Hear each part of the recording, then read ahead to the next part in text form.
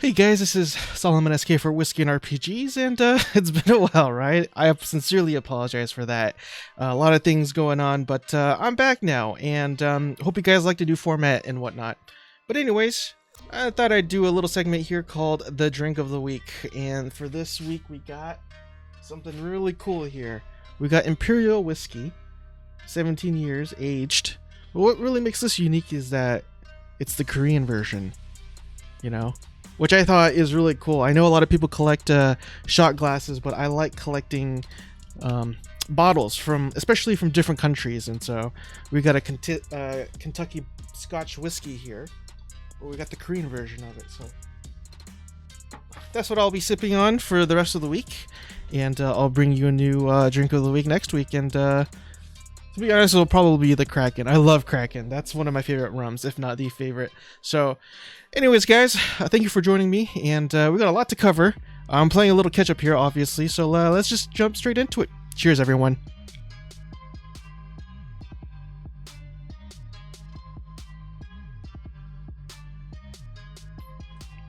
So the first bit of news that I wanted to bring up is the new Black Desert Online Guardian class that just came out.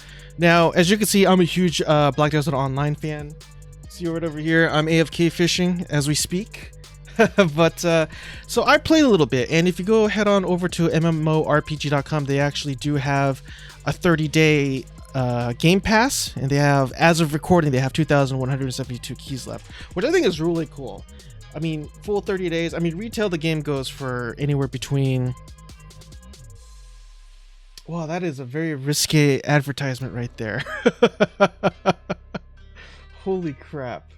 But anyways, they have... I'm trying to be family friendly, so I'll just kind of scroll down there for a bit. So anyways, the game retail goes for, if they depending on the sale, it could be as low as $5 to the top tier, which is I think like $30-$40 or something like that. So they do have additional information over at massively-overpowered.com as well.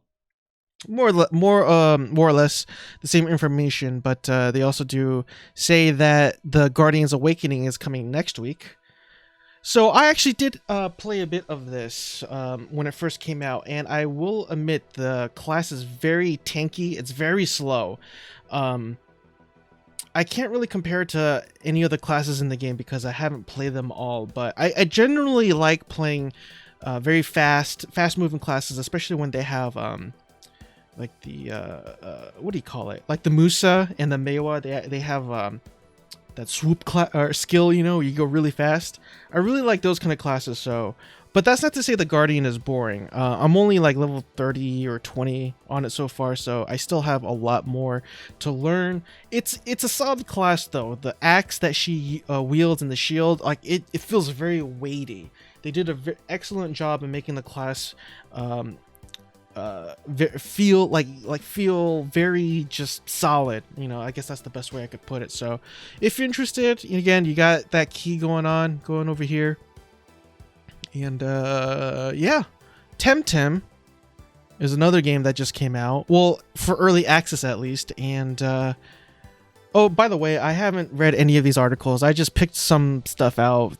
I thought they'd be worth covering. So yeah, if all the reactions that you get, it's because I'm reading it for the first time as you guys are seeing it. So yeah, Temtem. I know this is the game that a lot of people are interested in. It's in the radar of many gamers out there. For me personally, I really want to be able to be interested in it, but I just can't do it. There's just something very bubbly about the game that looks really cool, but I can't. It's really hard for me to force myself to like a game I have zero interest in. I apologize for that, guys. I mean, I will cover it for the sake of, you know, because I'm an MMO and RPG sort of gaming channel or news channel, if you want to call it that. But yeah, and unfortunately, this is not a game that I will be spending a lot of time with. But anyways, yeah, just to let you know, they did go on early access, and if you actually go to massivelyop.com, they have something called Beta Watch, which I think is really cool because, as you can see, they list all the games that are in beta or early access and stuff like that. So, you know, Star Citizen, Backer Alpha, Temtem Early Access. So, yeah, I think this is a really awesome list, and kudos to Elliot Lefebvre. Oh man, I'm butchering that name. I apologize. Next game I wanted to talk about is Magic Legends. Now, massively, or no, not massive, MMORPG.com looked like they were able to score an interview with, let's see here, Stefan Ricasa. I'm bad with names. You're going to know that very, very quickly. And so, yeah, I don't really know much about this game. So let's check out what he or she or he said. Okay, so with Magic Legends, okay, so let's do this. Okay, so he said, so it says here that Magic.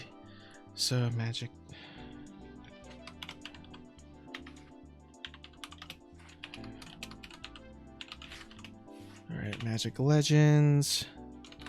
So it is going to be an action RPG, or it says, okay, an MMO action RPG right there. So it is going to be an MMO, and it is going to be an action RPG.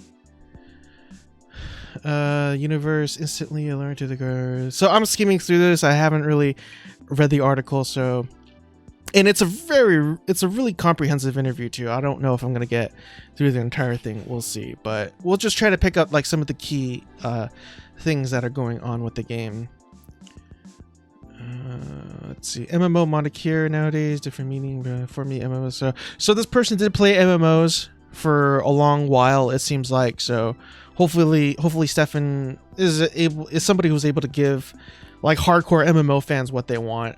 You know, because I know a lot of these games are going traditional and mobile, unfortunately, right? So let's see. So he talks about, looks like he's talking about 40-person raids, like the golden age of MMORPGs, and World of Warcraft is definitely up there.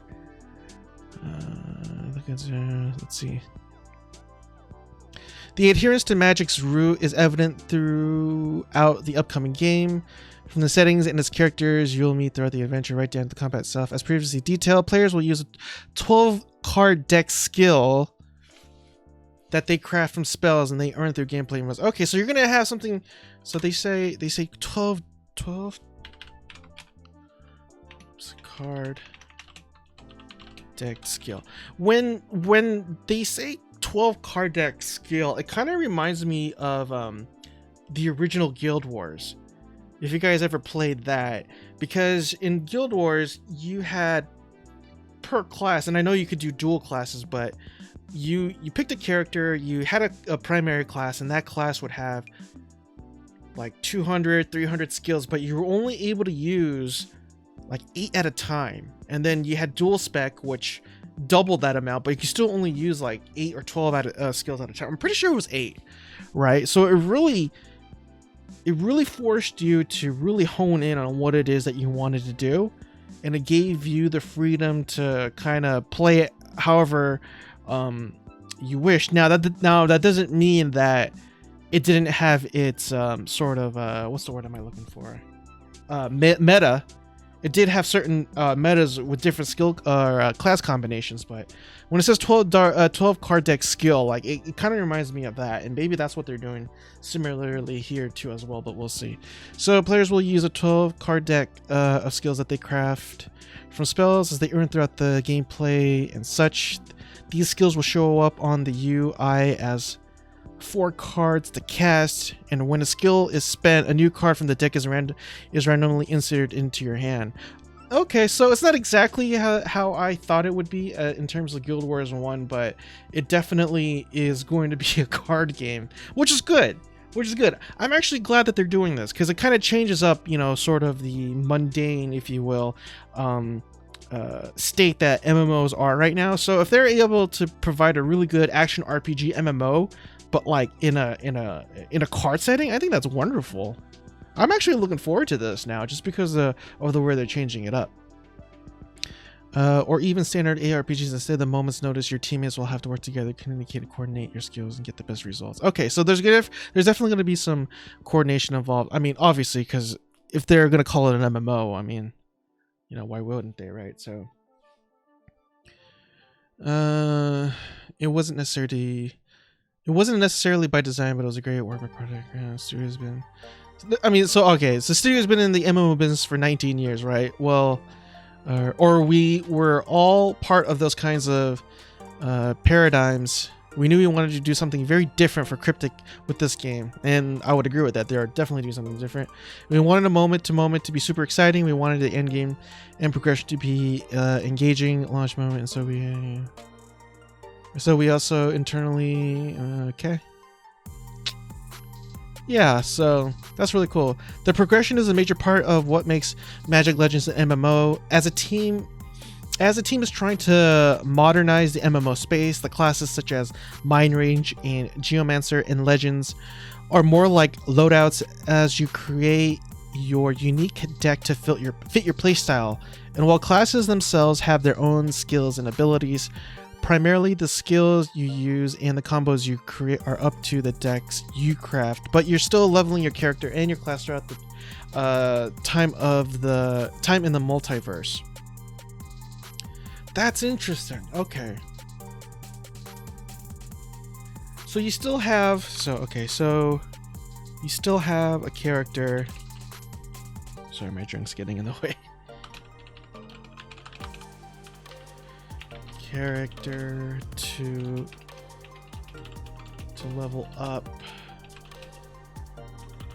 but the deck, or no, am I reading that right? And the classes themselves have their own skills and abilities primarily, and the skills you use and the combos you create are up to the decks you craft. I'm not exactly sure what he means by multiverse, but then again, I've been skimming. But the skills you use primarily come from the decks you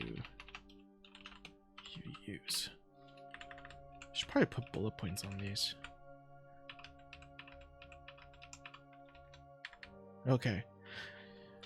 So this is really interesting. So just to give you a little bit of backstory, I never play Magic the Gathering, although the comic book store that I frequent would always host tournaments and stuff like that. My brother was really big into Magic the Gathering as well. I don't know if he still is.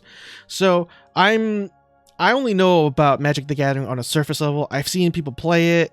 I don't know how to play it because, again, I never created my own deck, but in the sort of geekdom, I guess you could say, of everything that is just completely geeky or nerdy, what do you want to call it, it's definitely something that I'm interested in, just because, you know, we gotta stick together, right? I suppose. Alright, Magic the Legend has all the MMO features you'd expect from a classic MMO: deep progression, instance content, and the overworld. As well as social zones, guilds, and more. It's all wrapped up in an action RPG package. Rikosa mentions that the industry itself is moving more towards a persistent online play, and he says, from an MMO perspective, we're moving towards established, exciting movement-to-movement gameplay to pair with our persistent progression systems. So that's good to know. I think, if I'm not mistaken, I think a lot of people were concerned that this wouldn't really be an MMO, but if it has a persistent world, then by all means, in my definition, that's one of the biggest definitions of what makes an MMO an MMO.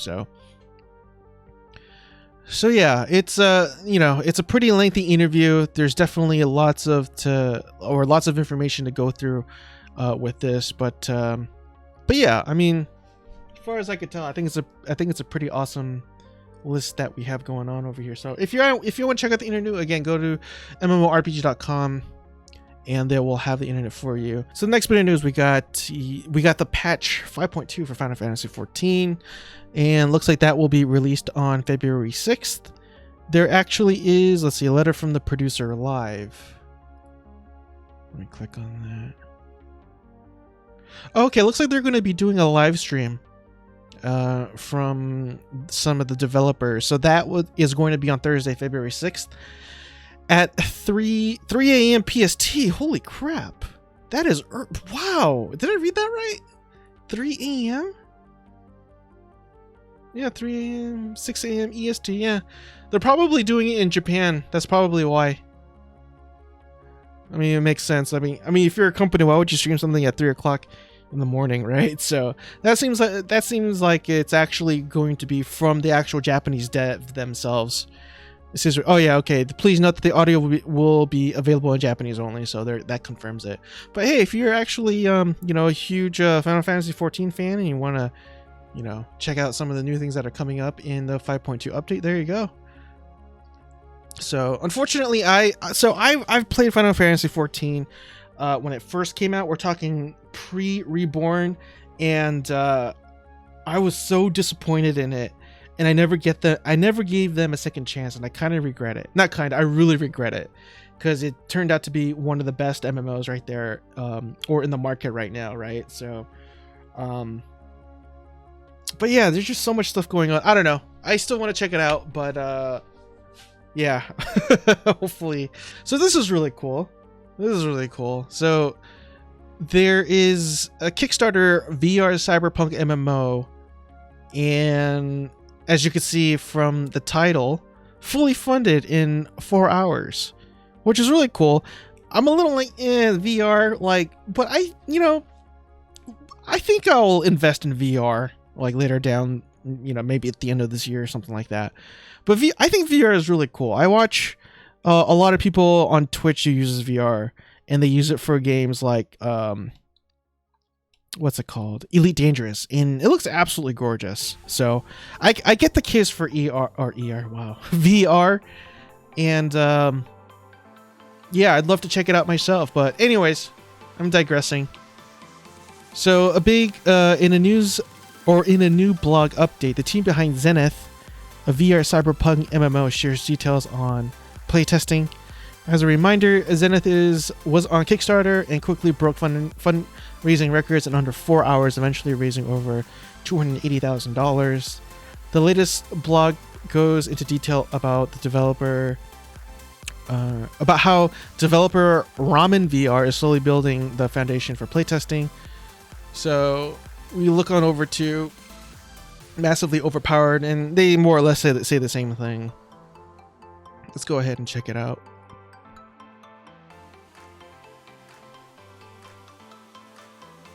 One second. There's no audio coming through here. Hi everyone, it's Andy and Lauren. We are here. Sorry about that, guys. There we go. So we have... I'll just play it like this. Hi everyone, it's Andy and Lauren. We are here. We're going to try something new this week. Sorry, that was a little loud. Update. We're going to try a dev blog, which is hopefully going to be filled with a lot of really interesting information. We're trying a video blog this time because it allows us to be a little bit more off the cuff and unscripted. And so, but we'll still try to keep... First, playtesting. So in the next one, it's going to be buggy again. And a lot of you guys have also asked about, you know, team growth in the past couple months, what it looks like now, like, can we actually do this? You know what I mean? So, since Lauren and I kind of launched that Kickstarter with, you know, Will and Jessica part-time back then, we've actually grown to 6 full-time members now. And we have first software engineering hire, and he comes from, we have something that, or we wanted to give you guys a quick pre-alpha stuff, top of the base, and roll, as well as your... Okay, so it looks like they're just doing a lot of Q&A about the development of the game. So yeah, good for them. I think this proves that there is a demand for VR games, but specifically also Cyberpunk games as well, as evident with Cyberpunk 2077. But yeah, I mean, either way, I'm excited about this game. I mean, I wouldn't consider myself... I mean, what am I trying to say? Like, I would back this game if I had VR, but I don't. And it's something that I would like to be interested in, again, like, as I said earlier, later on, but we'll see.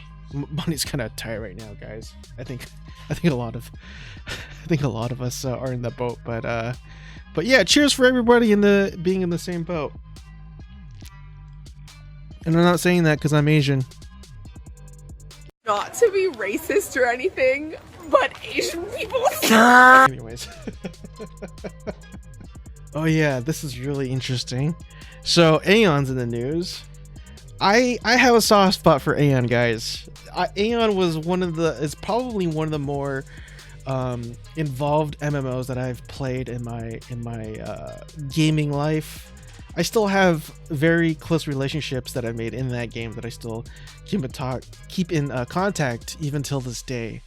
So let's see what they are rolling out. Right, Aeon North America invites players back to Catalam with a new battleground and instances on January 29th. NA players from Aeon are being a beacon to Catalam. I hope I'm saying that right. Catalam. With the game's upcoming update. How do I know they're being aimed at Catalam direction? Because the update is literally called Return to Catalam. So yeah. One of the party pieces for the update and the return at the update is titled after the new Crimson Catalan Battleground, which can house up to 2,000 for some PvP shenanigans. There's other PvP shenanigans on tap in the form of Underground Training Center, Fighting Pit, and the Genesis Arena, which lets players create their own custom PvP matches. Oh, that's pretty cool. The update has PvE goodies too, such as the estate. I don't know what that is. Minimum vault and shoot, man, I can't say any of these things. Monster Cubic Lab for level 80 instances, and 2 new boss fights to fight on the hard mode of Primeth's Forge, and a new tier of Stigma and Davion skills. Stigma stones. That's right. Oh, I hate. Oh, okay, that just gave me a flood of bad memories. Because I don't know how bad RNG is in the game right now, but back then, like, to enhance or enchant whatever you had to do, Stigma stones was such a pain in the butt. Because when you failed, it would go down a level, you know, and it drove people so many people mad. But Solomon, you're playing Black Desert Online. Doesn't that have worse RNG? Yeah, it does. I guess you could call myself what's the word where you purposely inflict harm on yourself? Masochist. I guess you could call myself a masochist at a certain point. To be honest, I'm not exactly sure if these updates do it for me. I'll check it out. I think it's worth checking out. I think I'll reinstall this game and I'll upload an episode. I think that's probably worth doing, but I'm not much of a PvPer anymore. And plus, if I hop back into the game, I doubt I could really hold my own, since like I haven't played that game since like it's been like 2 years. It feels like, I don't know. Anyways, continuing on the article, Return of Catalan promises a variety of system changes as well, such as the ability to store Kina in the account warehouse, more obtainable cubics, and skill balances for all classes. It arrives on January 29th, so prepare to get back to place that keeps getting mentioned. Very cool. Okay, so they're doing, and this game is still going on after all these years. It has to be at least 10 years, it feels like. I don't know. Very long time. Very, very, very long time. Excuse me. But yeah, I have very fond memories of Aeon, despite the fact that it's such a huge grind fest, in my opinion. But anyways, that story comes from massively overpowered.com, or op.com rather. I'm sorry. The rest of these articles are probably going to be from them too. So another game that's very near and dear to my heart that I still actually do play, Star Wars: The Old Republic, and this one, the Old Republic brings the Alderaan stronghold back to the test server, which is really cool. I've always loved Alderaan. Alderaan as a planet, it's very beautiful. Well, as beautiful as it could be for a pretty crummy engine, in my opinion. I do not like the hero engine. I think it's very subpar, even back when the game was first being developed, but I kind of digress. But I do have very fond memories. I love the music. I love the atmosphere of Alderaan in the game. So I think I might invest some credits into buying the stronghold. So yeah, the opportunity to test out the fanciest new house of Star Wars: The Old Republic is back once again, as it does brought back the Alderaan Stronghold back to PTS. So yeah, I guess that's just the biggest update, you know. So, but check this out. So look at the comments. Sounds like a good long-term investment. I see what he did there. I see what he did there. That's that deserves a thumbs up. Can I do that? Do I need to be logged in? Yeah, I need to be logged in. That's a very good comment. See what you did there, Jim. See what you did there. So I might get flamed for this one, but hear me out, right? Hear me out. When people think of the two words bless online, there's like a certain cringe. I need a drink before I talk about this. So, Bless Online, to many people, is considered one of the worst MMORPGs in existence, right? And rightly so. And rightly so. But I'm really hoping, and here's the thing, I'm really hoping that Bless Unleashed, like the people over at Bandai Namco, learned from those mistakes and just completely make a wonderful game, right? It's like, so basically, you know, earlier I said that I played the first version of Final Fantasy XIV. I never gave him a second chance, right? Biggest regret in my life. I don't want to repeat that mistake. So Bless Unleashed is coming out, and people think of the name Bless, and it's just like, oh, you know, like, screw that. But I'm willing to give him a second chance. Usually, like, you could F up really bad, but if you learn from those mistakes, like, you could make a really decent, good comeback, right? I know it's pretty rare, but again, like, I don't want to bash Bless as much as people would like to. I think there's a bash train going on and people are hopping on it, and it's just like, maybe Bless Unleashed will be just another terrible game, but I personally I'm really looking forward to it. You know, I'm really hoping that they learn from their mistakes and they make a really good game. But anyways, I digress. So they're releasing, I guess, from massivelyop.com, they got an article explaining its previews for its PvE centric. I think there's another article explaining some of their PvP centric or PvP related content and game mechanics as well. But previously, we all got to look at the Union system, Crafting Minded Artisan Society, and Bless Unleashed. Now we look at the Sentinels, PvP Union. Yeah, I don't know what any of this stuff means. I guess it's like, I guess there's like crafting unions in the game or something like that. Unlike other Unions, players will have to prove themselves to the Sentinels, but once they do, they can learn skills to increase their defense. Learn skills that decrease their aggro targets. Okay, so advanced rank. So, okay, they're releasing new content, or not content. They're developing the game, which I like. So if you go over to the, okay, there are no comments, which is good, because I figured if you're gonna like, oh, Bless, oh, you know, and they leave a comment, you're gonna see like all these comments about oh how, you know, stupid this game is because it has the word Bless in it, but I'm excited for it. I'm probably a little bit more excited for this game, more so than a lot of people out there, I will admit. But it looks like a beautiful game, and anyways, I already said what I needed to say about it, so let's move on. So I know a lot of people are Path of Exile fans. I've played it for like 5 minutes. I really want to get back into it, but so far it seems like a pretty good, cool game. Path of Exile's update 3.9.2c makes additional improvements to Metamorphosis in Conquerors. I have no idea what any of that stuff means. I do apologize.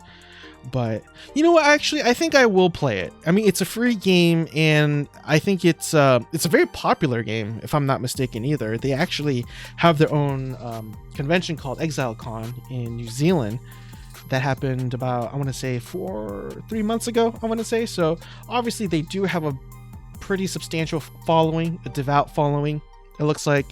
But yeah, they're constantly updating the game, and it's definitely doing very well on Twitch, for example. So it's definitely a game I think I will check out, just so it gives context and when they do roll out and do news like this, because they're always rolling out new content, it seems like. If you go head on over to, again, massivelyop.com or MMORPG.com, there's always a news article being written about them and all the new stuff that's going on. So if you're a Path of Exiles fan, just know that update 292C is coming out.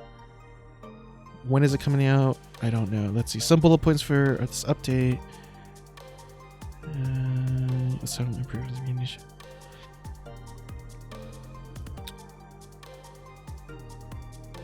Oh wait, maybe it's already out. Yeah, if you go to pathofexile.com, no, it's already out. It seems like, yeah. While you're waiting, oh no, it's not. While you're waiting for the patch to be released, check out the patch notes below.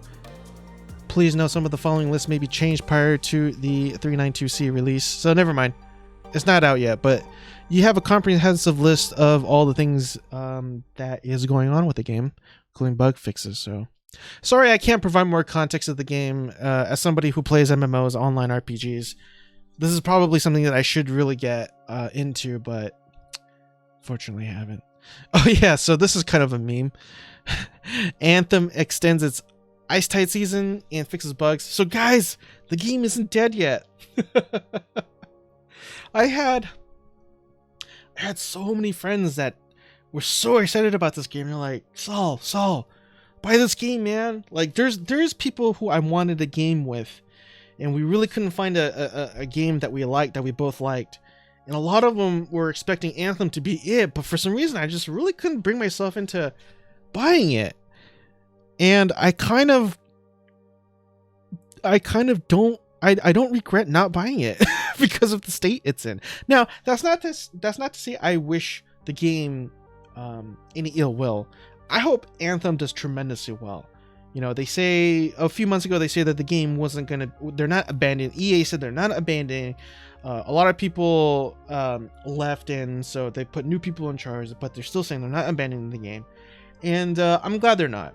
You know, it looks like so this article was published on January 23rd, so yesterday, as of recording. So yeah, we got a lot to look forward to, hopefully, with this game. So why bother making new content when you can just extend what's running now? Wow. That looks to be the case for the latest update to Anthem, which simply extends the features of the ice tide season and makes some bug fixes, and that's kind of about it. That's about it. So this article, they're kind of, tongue-in-cheek, like, like, not really excited about what's going on, but let's see. There's a bunch of comments down here too as well. Very lengthy ones. I'm not going to get too much into that, but yeah, I mean, again, I don't really want to bash the game. If you enjoy the game, by all means, forget what I say. If you enjoy it, that's awesome. I don't think my opinion should really influence what you guys do or do not enjoy. But I had tremendous hopes for this game because as somebody who really loves mecha, mech suits, they don't necessarily have to be big, giant, tall mechs like from Gundam or Armored Core. They could be mech suits like in this game, which probably falls under mecha as well, more or less, but not in a traditional sense, like I said, from Gundam. I really want this game to succeed. I think we need more games like that. And I know I get the irony of that comment because I admitted not too long ago that I didn't buy it, but it's just like, hey, if the game was a success, I definitely would have invested into it. But as of right now, I don't really have any interests in it, and if they do improve it, I would love to get back into it, but as of right now, I don't think it's really worth it. So yeah. Oh yeah, so here's the Bless Unleashed shares his PvP changes. Okay, so that should have been back over here when I was talking about the PvE centric Sentinel Union, right? So yeah. Let's see. Korean MMO RPG Summoners War Chronicles launched globally in 2020. I have no idea what this game is. Just judging from the screenshot, doesn't look like a game I'd be really interested in. We're positive you don't remember this because we sure didn't. Wow. But at G-Star way back in 2017, Com to US Wow, that is a very interesting name. Anyway, tried a bunch of its new MMOs, including Summoners War. We already knew it was coming thanks to early reports, and now it's actually preparing a launch with its final name, Summoners War Chronicles. Oh, excuse me, I'm making all kinds of bodily noises. So sorry about that. Whew, good whiskey, I guess you could say. Use the gist of the MMO games uses an IP popularized more. So this is a mobile game, PC MMO popularized. But this one is a true PC MMORPG. Okay, it's not a mobile game. It's not a mobile game. It looks like it's not. So, but I don't know. I'm looking at that and it's just like, I'm not a huge fan of like this, like the toon shading aesthetics. I'm not gonna lie. It might turn out to be a wonder. Like this is the same reason why I can't really get into Temtem, because Temtem also has similar, graphical styles as this. Very toon shade-ish a little bit. Which is a terrible reason not to play a game, I will admit, but I like what I like, I guess. I don't know. A graphic snob, I guess you could call me. Yeah. So, Fallout 76 previews, Wastelanders, NPC factions and towns. Finally! That actually is a really cool screenshot of a little town. Delayed to 2020 as part of the disastrous Fallout first announcement, Fallout 76 Wastelanders expansion is digging into details of what players can expect as the content continues streaming to Bethesda's test server. The most recent update covers the towns of Foundation and Center. The towns of Foundation and Crater, and the NPCs factions you'll be encountering there, the Settlers and the Raiders. Settlers are characterized as a hardworking and industrious crew, primarily made up of people who are well-versed in how to construct and run a city. You're going to need these Foundation-based people for building. In other words, the Raiders, on the other hand, claim and hold their territory and the station they call Crater by force. Naturally, you'll be working up your reputation with these groups too. That's actually a really cool mechanic, but I will admit it feels like a little too late for me personally. Again, I'm a huge Fallout fan. I've sunk probably like 2,000 hours into Fallout 4, and in my opinion, Fallout 4 was probably one of the weakest entries into the Fallout franchises. But I really like the settlement system. I got lost in that, just building towers and just making my settlements look a certain way, and I had a lot of fun with that. If anything, I think there was way too many settlements. There's like almost 40 settlements. I think I would have been happy with half of that. But anyways, I digress a little bit. So if you're into that, you got a lot to look forward to. I do listen to a lot of Yang Yaz YouTube videos, and he covers extensively about, he really bashes Fallout 76, but I think they're warranted. He's somebody that inspires me, for example, to do what I do and cover games, particularly MMOs and RPGs. But yeah, as far as I can tell, just listening to him and some of the other creators, I think Juicehead is one of them, who covers extensively about Fallout related YouTube videos and stuff like that. Fallout 76 is definitely a game I would check out, but as of right now, I still think it's in a broken state, and not something that I will invest time into until they get sort of the problems hammered out. And I'm still hopeful. I know Bethesda had a really crummy last year, but I still like them as a company. I still have faith in that company that they'll crank out better games. Again, as somebody who said multiple times before, I didn't give Square Enix a second chance when it came to Final Fantasy XIV. That was probably one of the biggest regrets of my gaming life, and so I'm willing to give other companies the benefit of the doubt and give them a second chance, if not even a third chance as well. And Bethesda with Fallout 76 definitely fits under that umbrella. So, but anyways, there's Fallout 76 for those who are into that game. Another game that I invested heavily into is called Blade and Soul. This game could be such a huge meme, but I can't believe it's already been 4 years So Blade and Soul's 4th anniversary event includes the new Hunter's Refuge. I don't know what that is, but let's dive into it. So again, this comes from massivelyop.com. Wait, we've had Blade and Soul for 4 years now? Yeah, like I said, like, wow, it's been already 4 years? Like, oh man, when that game first was announced for North America, I was so excited. I just remember, it's like, yeah, I get to finally play like an anime kung fu game, but not an anime, not just in another anime kung fu game, even though there weren't really many back then, if any, but it was an MMO, and so it was just you know. And plus, this is so.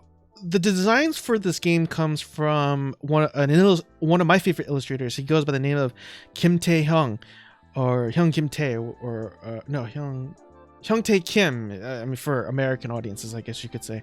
And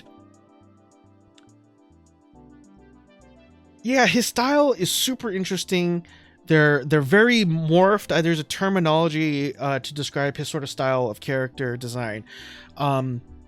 And I just absolutely love his character designs, models, just everything about him. So that further hyped me for this game. And I would actually categorize Blade and Soul as an anime MMORPG, even though when I say anime MMO or anime RPG, people generally think of a toon shaded sort of aesthetic.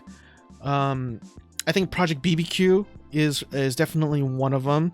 What was that canceled MMO from Nexion earlier?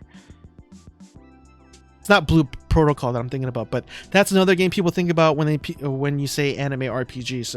So there's a certain, I guess, aesthetic. There's a certain way people think about in terms of the anime RPG or anime MMO tag, but people really don't think about that when they think of Blade and Soul, but I do because when you design your characters, you could have those really big eyes that you see in a lot of manga and a lot of anime. So that's why I personally would put Blade and Soul under the anime umbrella. But anyways, I'm digressing a bit again.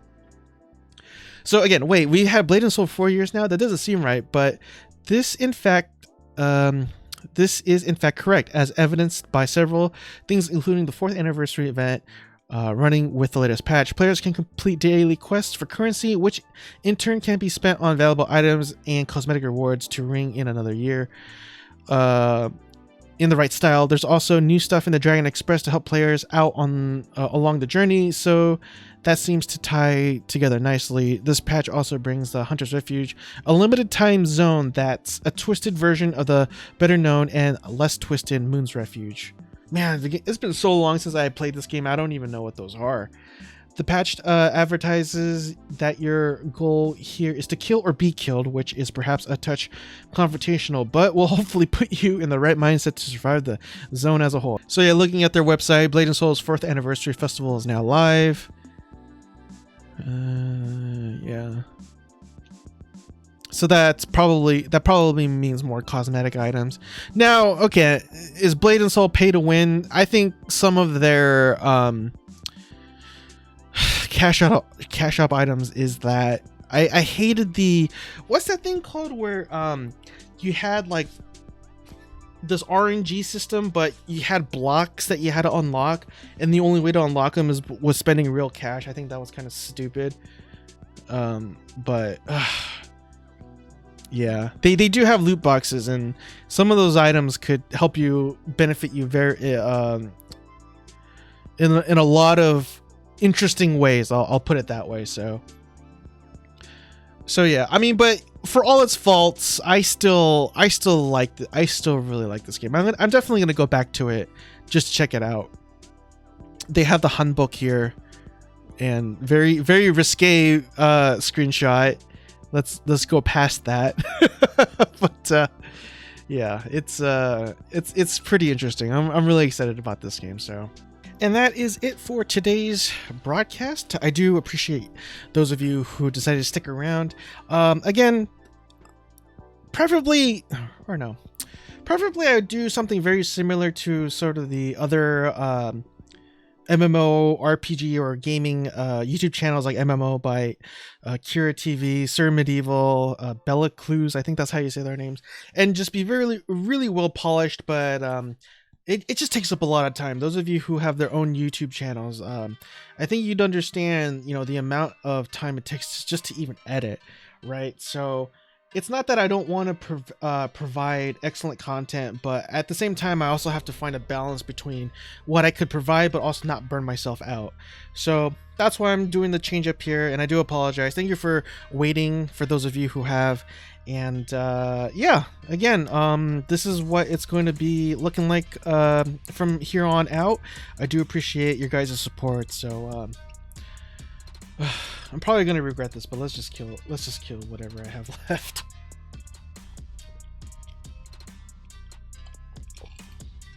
It's really smooth. It's really smooth. I think for 17 years, that's really smooth. I enjoyed that. But I'm going to regret it because I gotta edit this a little bit after. But anyways, guys, that's it for today. And again, I know I sound like a broken record player, but I do appreciate your guys' support and those of you who decided to hang out. And I'll be back next week. Hopefully you guys have your drinks ready next time and come hang out with me with your beverage of choice. And again, I hope you guys have a blessed night. Again, 2020, it's still young. Hope you guys do a tremendous job with your New Year's resolution. If not, you know what they say, you know, you fall down 99, get back 100, you know. So again, since I don't have my whiskey anymore, cheers guys, and happy new year, and I will see you guys next week.